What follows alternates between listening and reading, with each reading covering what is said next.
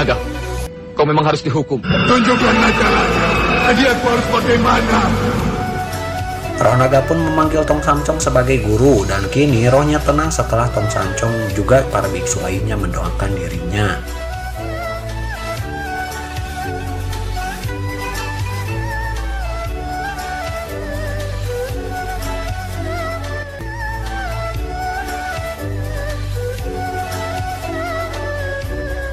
Kaisar Tong Taichung merasa berhutang budi karena telah diselamatkan Biksu Tong dari amukan roh naga. Ia pun mengangkat Tong Samcong sebagai adiknya dan akan membangun kuil Haoseng di mana Tong Samcong ditunjuk sebagai ketuanya. Namun tanpa diduga, Tong Samcong menolaknya karena ia hanya ingin menimba ilmu untuk menolong umat manusia. Ia mengatakan bahwa dirinya telah bermimpi bertemu dengan Dewi Kuan Yin yang menuntunnya ke hutan bambu di Gunung Hutou. Mendengar hal itu, Kaisar merasa ragu karena hutan bambu tersebut ia anggap mitos belaka dan tidak pasti di mana keberadaannya. Belum pernah ada yang ke sana. Pikirkan dulu masak-masak.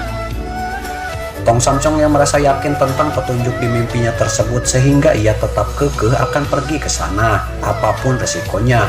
Kaisar pun tak bisa berbuat banyak, hanya mendukungnya dengan memberikan Tong Samcong satu barisan prajurit terbaik untuk mengawal perjalanannya. Sampai kau tiba di hutan nanti, satu barisan prajurit pilihan akan menyertai. Singkat cerita, Tong Samcong berangkat memimpin satu barisan prajurit mencari Gunung Hutou. Kini mereka mulai ragu tentang keberadaan gunung tersebut karena kini sudah 3 tahun lamanya mereka belum juga menemukan keberadaan gunung tersebut.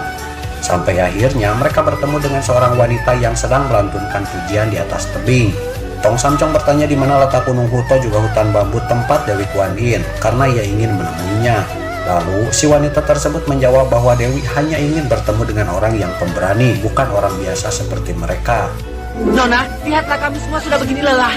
Para prajurit pun ikut meyakinkan si wanita agar mengatakan di mana letak Gunung Hutou. Akhirnya wanita tersebut akan mengatakan jika mereka mampu menjawab pertanyaannya, yaitu dari mana kalian dan akan kemana kalian pergi. Merasa pertanyaan cukup mudah, para prajurit pun menjawab bahwa mereka dari Chang'an ingin menemui Dewi Kuan Yin. Si wanita pun mengatakan bahwa mereka harus melupakan untuk bisa bertemu Dewi. Prajurit lainnya kemudian mencoba memberikan jawaban yang lebih detail, namun tetap bukan itu jawaban yang ia inginkan. Lalu Biksu Tong mencoba menjawab bahwa mereka berasal dari tempat yang kacau dan ingin kembali ke tempat yang tenang. Mendengar jawaban itu, si wanita menunjukkan jalan menuju Gunung Hutou. Lalu ia pun menghilang begitu saja. Jauh, ingin kembali ke tempat yang tenang. Kau lurus saja sampai ke seberang sana. Semuanya senang karena arah menuju tujuan sudah mereka dapatkan, namun ternyata jalan yang ditunjukkan wanita tadi adalah jurang yang membuat para pengawal meminta agar Tong Samcong pulang. Karena mereka pikir itu hanyalah bualan semata. Biksu Tong yang merasa yakin atas petunjuk tersebut, ia pun menyuruh semua prajurit untuk pulang dan mengatakan pada Kaisar bahwa jika ia telah bertemu Sang Dewi maka ia akan segera pulang.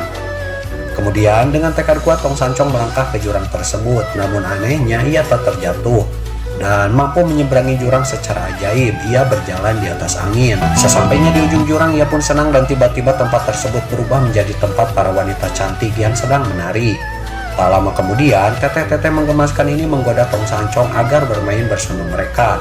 Juga memilih di antara mereka yang ia sukai karena di sana tidak ada Dewi. Namun karena pendiriannya kuat, Tong Samcong pun mengatakan bahwa ia hanya ingin bertemu Dewi Kuan Yin. Bagaimana kalau main bersama kami? Ya, cantik-cantik kan di sini.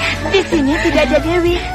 Lama-kelamaan para wanita itu pun hilang dan tempat tersebut berubah menjadi alam neraka. Tong Samcong pun mengatakan bahwa ia ingin bertemu Dewi Kuan Yin. Lalu para penjaga di sana mengatakan bahwa di sana adalah alam neraka dan tak ada yang namanya Dewi Kuan Yin. Jika Tong Samcong tetap di sana, maka mereka akan memasukkannya ke wajan penggorengan. Namun dengan teguh, Tong Samcong tetap akan menunggu Dewi sampai ia pun disiram minyak panas dari wajan dan tiba-tiba setelah melihat Dewi Kuan Yin, Tong Samcong memohon untuk mengajukan beberapa pertanyaan, di mana ia bertanya untuk apa mendalami ajaran Buddha. Dewi pun menjawab adalah untuk menolong umat manusia. Lalu ia pun bertanya kembali jika Buddha Maha Pengasih, kenapa masih ada alam neraka? Dewi menjawab bahwa yang kau lihat adalah luarnya saja. Urusan mati bukanlah urusan manusia dan jika kau mendalaminya maka akan terbebas dari penderitaan. Tong Samcong pun menanyakan kemanakah ia harus mencarinya.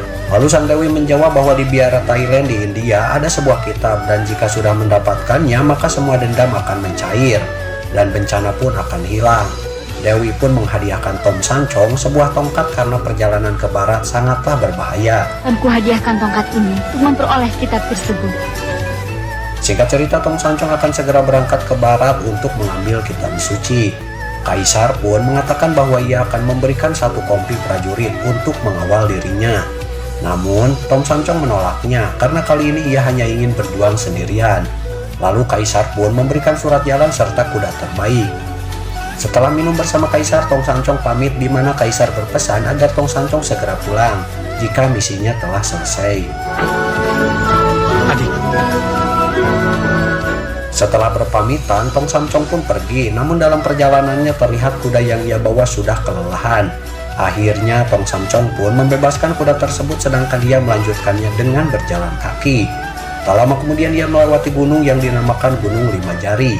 Dan menurut masyarakat sekitar, di sana ada seekor kera yang terkurung, di mana setiap malam kera itu selalu menangis keras, bahkan tangisannya sampai terdengar ke desa sekitar gunung. Meski takut, Tom Sancong pun memberanikan diri untuk melihat kera yang terkurung di sana. hei, siapa yang berani mondar-mandir di atas kepalaku? Ketika Tom Sancong sampai di atas bukit, Gokong pun menanyakan siapakah orang yang berani berjalan di atasnya. Lalu sang biksu mengatakan bahwa ia adalah biksu yang melewat untuk pergi ke barat. Gokong pun gembira karena ia sadar bahwa orang tersebut adalah orang yang Dewi Kuan Yin maksud.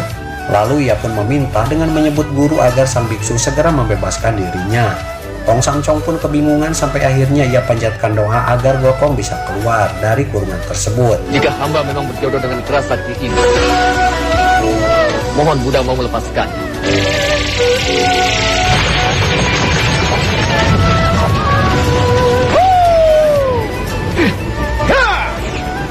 Aku akan jalan-jalan dulu ya. Tunggu aku, ya. Setelah itu, Tom Sancong memberikan nama Heng Kyu pada Gokong sebagai nama Budanya. Kamu thank you. Hengcu. Wah, bagus juga. Terima kasih. Kini mereka pun mulai akrab, di mana Gokong diajak mengambil kitab suci dengan cara berjalan selangkah demi selangkah. Dan hal ini sedikit membuatnya resah, karena kita tahu bahwa Gokong bisa terbang dengan sangat cepat. Namun akhirnya ia pun menuruti apa kata gurunya. Gokong meminta agar ia bisa menemui anak buahnya terlebih dahulu sebelum melanjutkan perjalanan. Dan permintaannya dikabulkan dengan ditemani biksu Tong. Gokong pun pergi ke Gunung Gua Guo. Melihat Gokong sedang asik bermain bersama anak buahnya, biksu Tong pun tak tega melihatnya. Lalu ia pun memutuskan untuk pergi sendiri, dan tanpa pamit ia pun mulai meninggalkan Gua Guo. Di perjalanan, ia terperosok pada sebuah jurang sampai akhirnya diselamatkan Dewi Kuan Yin yang menanyakan di mana keberadaan Gokong. Biksu Tong mengatakan bahwa ia tak sanggup melihat Gokong yang sedang bahagia di Gua Guo sehingga ia meninggalkannya. Namun Dewi mengatakan bahwa ini adalah takdir untuk menebus kesalahan Sun Gokong, dan sebagai guru dengan muridnya maka Gokong akan kembali menemuinya. Dewi Kuan Yin memberitahu suatu cara agar Gokong bisa dijinakan. Ku beritahu cara menjinakkannya. Dia pasti kembali sebagai guru dan murid. Di Gua Guo sendiri terlihat Gokong melamun karena gurunya tidak ada. Ia pun sempat berpikir bahwa ini adalah kesempatan agar ia tak lagi bertugas mengawalnya. Namun di sisi lain, ia pun harus menebus segala kesalahannya sehingga kini Gokong kembali menemui gurunya. Setelah bermaaf-maafan, biksu Tong menyuruh Gokong mengambil makanan yang ia bawa. Lalu setelah makan, mereka akan pergi ke barat. Kau kuberi kesempatan sekali lagi. Nanti setelah makan, kita berangkat. Iya. Gokong menemukan sebuah topi yang merupakan pakaian biksu Tong semasa kecil. Gokong pun mencoba memakainya, dan biksu Tong membacakan mantra yang Dewi Kuan Yin ajarkan. Seketika Gokong berubah pakaiannya serta ia pun jadi menggunakan sebuah simpai emas di kepalanya. Hei. Semakin gurunya membacakan mantra, semakin sakit terasa di kepala Gokong, dan hal ini adalah salah satu cara untuk menjinakkan Sun Gokong. Di mana jika ia tidak menuruti gurunya maka ia akan membacakan mantra yang membuat kepalanya terasa sangat sakit. Berubah.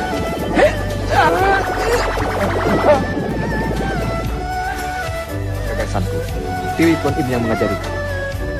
Gokong pun marah dan berniat akan mengobrak-abrik tempat Dewi Kuan Yin. Namun gurunya mengatakan jika Gokong melakukannya maka Dewi Kuan Yin akan membacakan mantra sehingga Gokong akan teramat kesakitan. Kita berangkat. Mereka pun mulai melakukan perjalanan di mana Gokong masih sangat liar dengan kebiasaan lamanya sebagai kera yang memiliki kesaktian luar biasa. Ketika sampai di suatu kota, Gokong pun banyak dicemooh oleh orang yang ada di sana, yang menganggapnya siluman. Ia pun mencium hawa siluman, namun orang-orang di sana malah melempari Gokong. Karena emosi, Gokong pun mengeluarkan tongkat saktinya, lalu memukulkannya ke tanah yang membuat orang-orang terpental. Tiba-tiba Gokong dihentikan dengan kesakitan di kepalanya akibat Biksu Tong membacakan mantra simpai emas. Kepalaku sakit. Setelah melanjutkan berjalan di desa tersebut, sampailah mereka di sebuah rumah yang sangat besar. Biksu Tong berniat meminta sedekah makanan pada pemilik rumah tersebut. Namun nampaknya Gokong mencurigai keberadaan siluman. Tak lama kemudian pemilik rumah pun keluar didampingi masyarakat yang marah untuk menghakimi Gokong. Untungnya setelah Biksu Tong mengatakan siapa dirinya, ia pun dipersilahkan untuk masuk. Adik Kaisar Negeri Tong. Setibanya di dalam, Biksu Tong diperlakukan bagai raja, diberi makanan enak dan dipuji-puji. Namun mereka malah membuli Gokong habis-habisan, juga mengatakan bahwa Gokong tetaplah siluman yang beruntung karena memiliki guru yang sangat mulia. Gokong pun penasaran karena rumah sebesar itu hanya dihuni oleh 2 orang. Pemilik rumah pun mengatakan bahwa mereka memiliki anak perempuan juga menantu yang sangat baik, juga sangat kaya raya, yang kini sedang memungut uang sewa di desa sebelah. Masyarakat pun memuji menantu pemilik rumah yang katanya ia sangat ramah. Namun Gokong yang memiliki kemampuan luar biasa, ia pun sudah tahu bahwa menantu mereka adalah siluman. Kami sangat beruntung. Siluman mengadut kuda, sungguh menggelikan. Aku sedang baca kitab. Gokong terus dibully pemilik rumah dan masyarakat yang ada di sana dengan terus mengungkit bahwa Gokong adalah siluman. Karena habis kesabarannya, Gokong pun mengatakan bahwa menantu mereka lah yang siluman. Bahkan ia mengatakan bahwa rumah ini adalah hasil sihir siluman tersebut. Mereka pun tidak percaya sedikit pun karena yang mereka tahu menantunya adalah pria yang sangat baik dan tak mungkin ia adalah siluman. Gokong pun membuktikan ucapannya dengan menunjukkan rumah yang mereka tempati. Ternyata benar itu adalah hasil sihir dan ternyata selama ini mereka hanya tinggal di atas sungai. Karena ini penduduk desa tinggal di atas sekolah beruntung bertemu dengan aku, si keras sakti. Setelah tahu kebenarannya, mereka pun memohon agar Biksu Tong juga Gokong menyelamatkan putrinya dari siluman tersebut. Setelah menerima perintah gurunya, Gokong pun bersiap untuk menangkap siluman tersebut.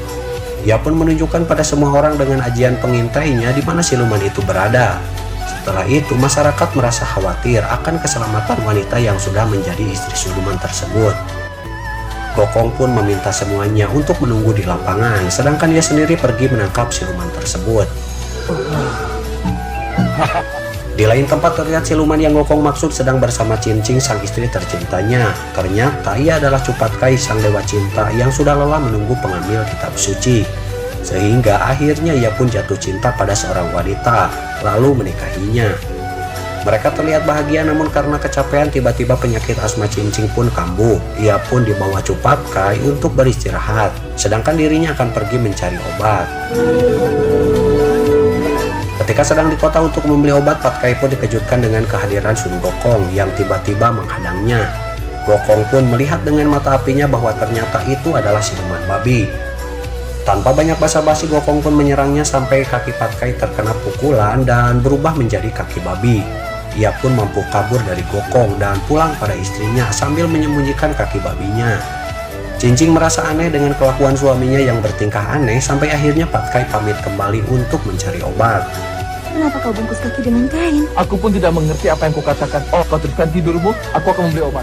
Patkai memilih jalan lain untuk kembali membeli obat, namun penciuman Gokong tak dapat ia kelabui, sehingga kini ia pun ditemukan oleh Gokong. Tanpa banyak basa-basi, Gokong mulai menghajar Patkai, di mana setiap anggota tubuh yang terkena pukulan tongkat Gokong maka semuanya berubah ke wujud aslinya. Dan Patkai pun kini menjadi sosok yang sebenarnya. Namun untung Patkai mampu kabur kembali dari Sun Gokong. Tak ada pilihan lain, Patkai pun pulang pada Cincing dengan membungkus tubuhnya menyembunyikan wujud aslinya. Cincing pun merasa heran atas kelakuan suaminya, di mana ia bertanya apakah Cincing akan tetap mencintai dirinya jika sebenarnya ia tidak tampan dan juga tidak kaya raya. Cincing pun menjawab bahwa ia akan tetap mencintai suaminya apapun kondisinya. Patkai pun merasa lega, lalu ia membuka semua penutup tubuhnya dan tiba-tiba Cincing pun kejang-kejang lalu meninggal dunia karena kaget melihat wujud asli suaminya yang ternyata seperti babi. Singkat cerita, Patkai pun ditangkap oleh Gokong lalu dibawa ke hadapan masyarakat juga gurunya. Patkai mengatakan bahwa Cincin telah meninggal dan hal ini membuat orang tua juga masyarakat marah dan hendak membunuh Patkai dengan memotong tubuhnya untuk dipersembahkan pada Dewa Langit.